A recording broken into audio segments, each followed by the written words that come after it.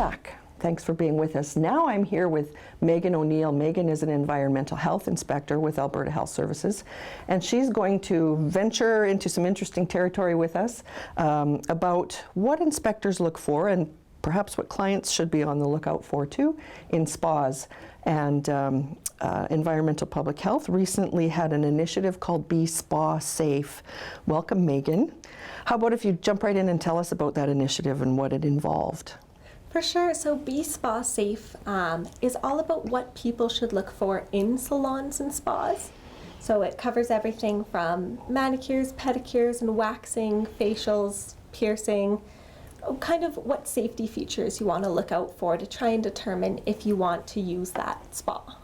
Okay, because a lot of very personal contact in those places, in vulnerable areas of one's person. It's true, they can be invasive procedures, and they also have a high volume of clients, so that you could be exposed to germs from a lot of different people. Okay. What is your role as an inspector in environmental public health with regard to spas and salons? For sure. So environmental public health is all about the prevention of disease and illness. So we're trying to prevent transmission or those things from occurring.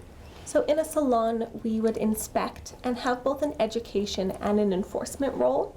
So we want to educate operators to make sure they're doing the best practices to reduce disease transmission.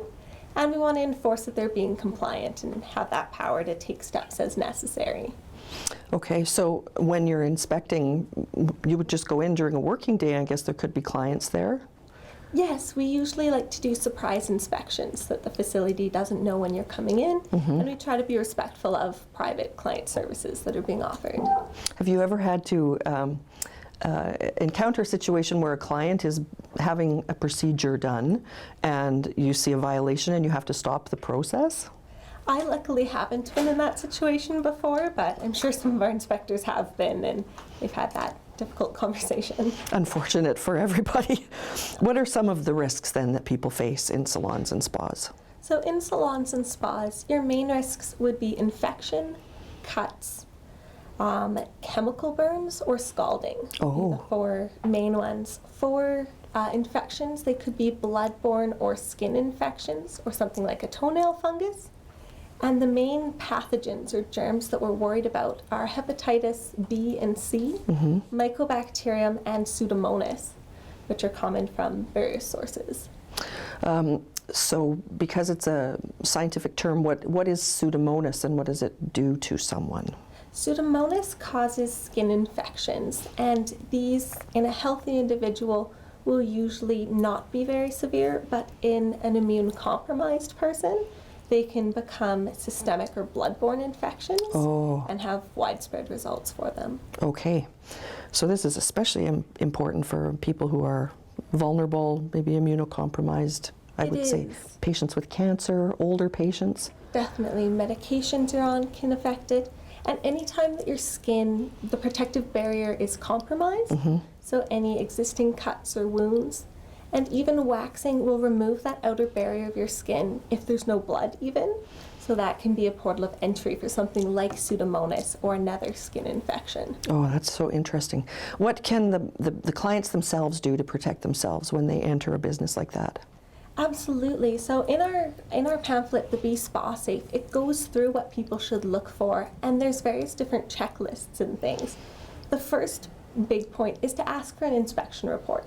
See if there's been public health presence in the facility. Do we know about them? Do they have a good history of compliance? And the second one is to know what to look for.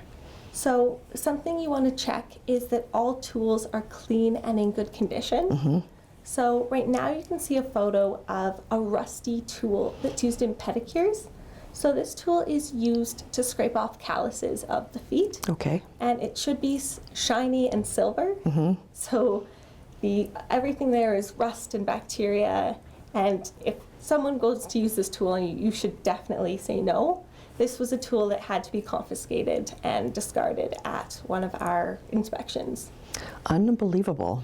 It's true, it's crazy. The second thing you want to check for is that single-use disposable items are being disposed between clients.